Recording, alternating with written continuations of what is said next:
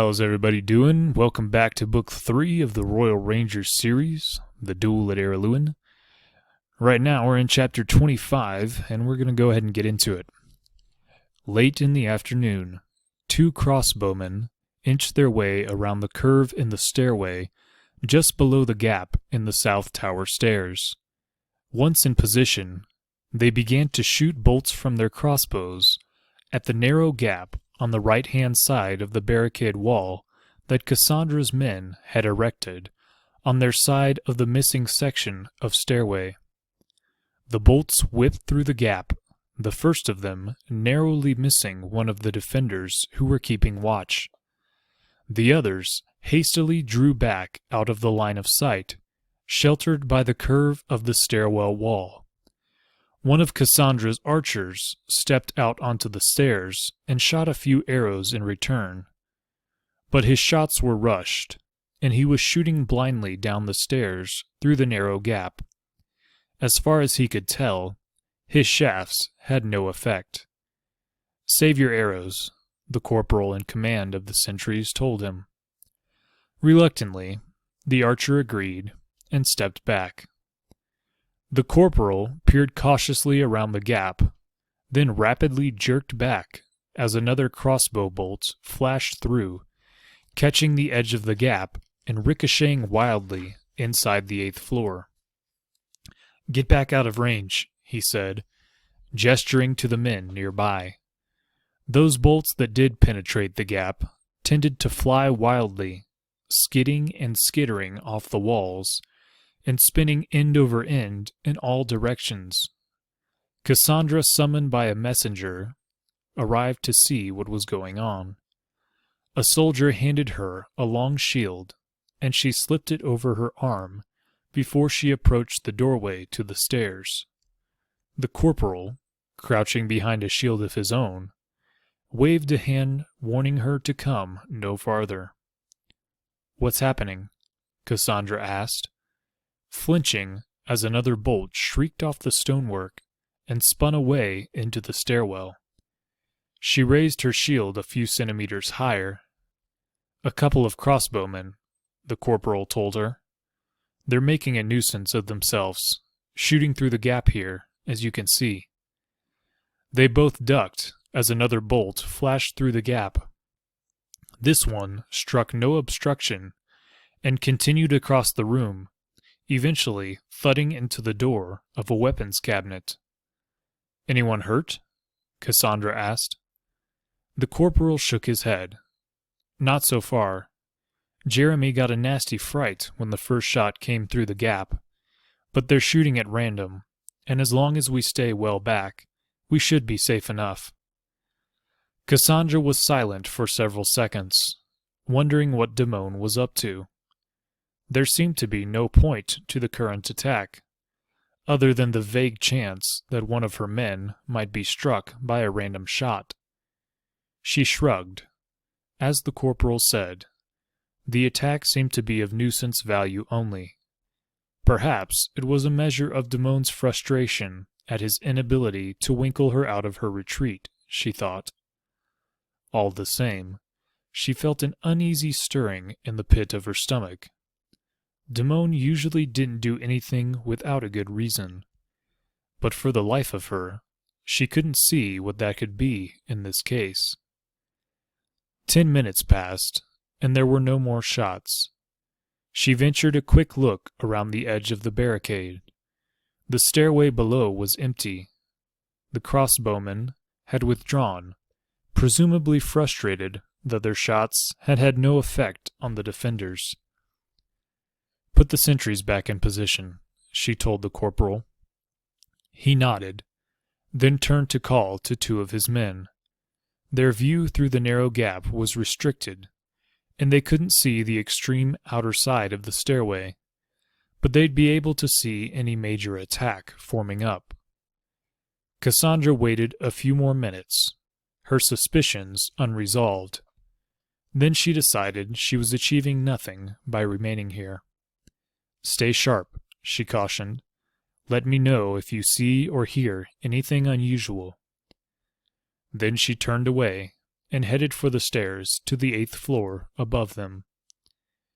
Neither she or the corporal was aware that in addition to their seemingly wild shooting, the crossbowmen had shot 8 bolts into the woodwork of the barricade at varying heights and widths across the timber.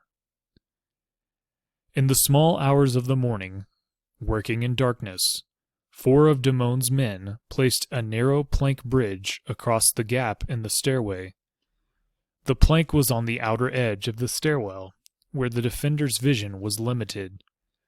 The 2 sentries on duty were taking it in turns to keep watch through the gap, but neither of them noticed the plank inching its way across, nor did they see the 4 men who crossed it, moving almost silently.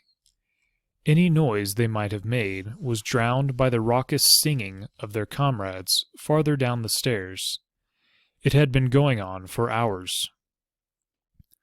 "They sound happy enough," one sentry said to the other, yawning prodigiously.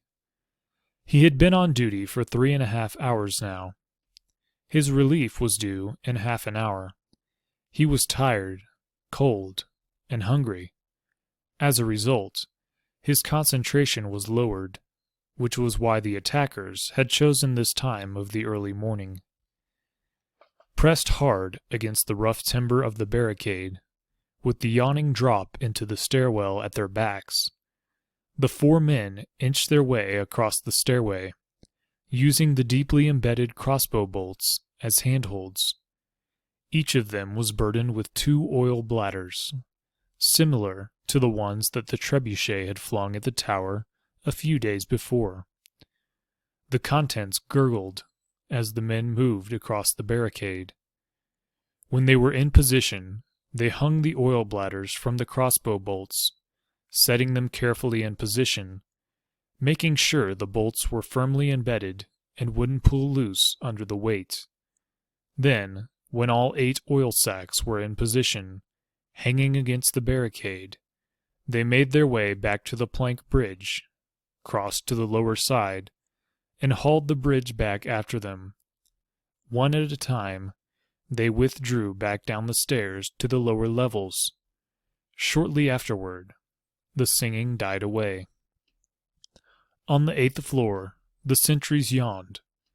"Where's our relief?" one of them asked. "Late, as usual," his companion replied. He shrugged himself into a more comfortable position, then leaned forward to peer through the gap between the barricade and the stone wall. "Nothing happening out there," he said morosely. Born out of desperation, and his mounting frustration at his inability to dislodge Cassandra from her tower retreat, this would be Damon's most determined attack to date. He had recruited an extra 35 men from members of the Red Fox clan, fresh troops from the surrounding countryside, who so far had not been involved in the attack on the castle. He called them together now in the vast hallway on the 4th floor. "This time," he said, "we will drive Cassandra out of her tower, or we'll kill her in the attempt. I'm not going to pretend that it'll be easy. She's a wily enemy, and she has some good men with her. But I will pay a sum of 5,000 royals to the men who win this battle for me." He paused for effect, listening to the murmur that ran around the room. It was a huge amount. More money than most of them could dream of, or even imagine. But it was worthwhile.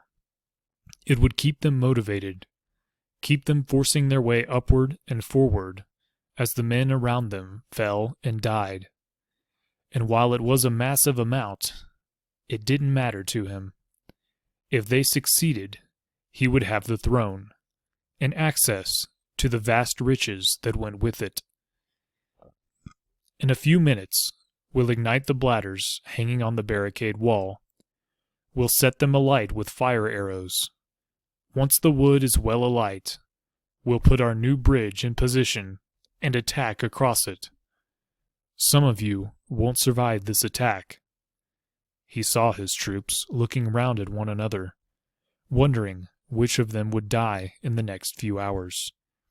With the sublime confidence of fighting men, none of them expected to be among those who fell. But for those who do, it'll mean fewer to share those 5,000 royals. There were wolfish grins at those words. Every man there knew that he would be among the survivors, and every man there knew that he would be rich. Who cared how many of the others died? That simply meant more for those who lived. All right, get yourselves ready. Full armor, shields and helmets. They'll try to stop us before we get a foothold on the other side. Don't let them. Keep moving. Keep thrusting forward. Those behind, shove the man in front of you to keep him going. If he falls, take his place. Once the barricade is burned through, shove it out of the way. No quarter, no mercy. We need to get this done. Questions? One man raised his hand, and Damon pointed to him. Will you be leading us, Lord? The man asked, with a sardonic grin. Damon had been half expecting the question. He raised an eyebrow at the man. I'd be entitled to a commander's share if I did. That'd be a quarter of the money. Do you really want to share with me? There was a rumble of laughter from the assembled men. I thought not, Damon said, when it died down. Anything else? Another man spoke without raising his hand. Won't Lady Cassandra be able to flood the burning barricade from the upper floor cisterns? Damon shook his head. The water from the cisterns would flow down the steps at floor level. There's no provision to divert it over the top of the barricade. The man nodded, along with several of his companions. Damon waited a few moments to see if there were more questions. There weren't. The men were already spinning those 5,000 royals in their minds. All right, he said, pointing to the door that led to the stairway. Let's get moving.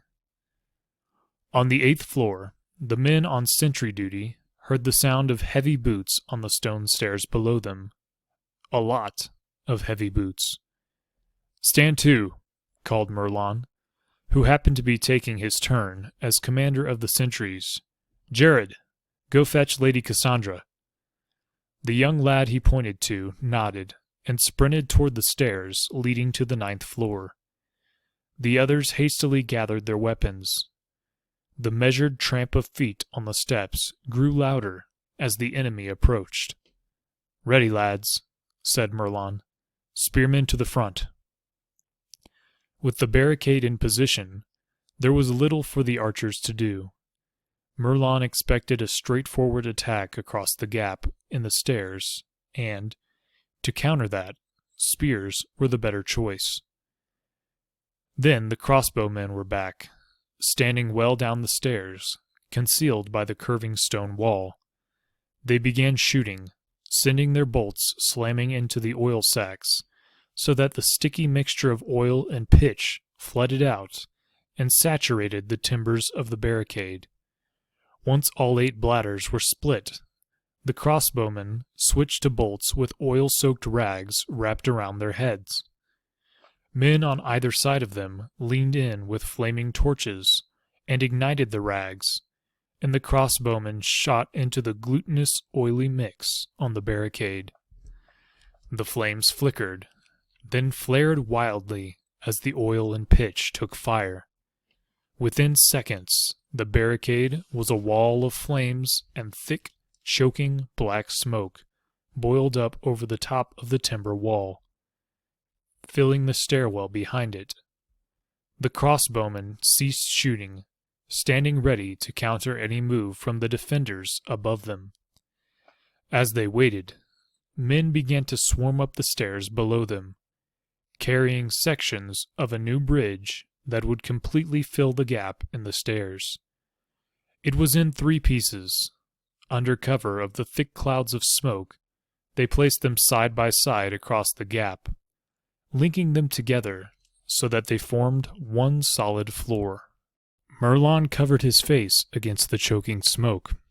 At that moment, Cassandra came running from the 9th floor. She took one look at the barricade, where flames were visible, licking hungrily through the gaps in the timber. She touched Merlon's arm. "What's happening, Merlon?" The grizzled old soldier met her gaze, then pulled away. "I'll take a look," he said, pushing through the narrow gap at the side.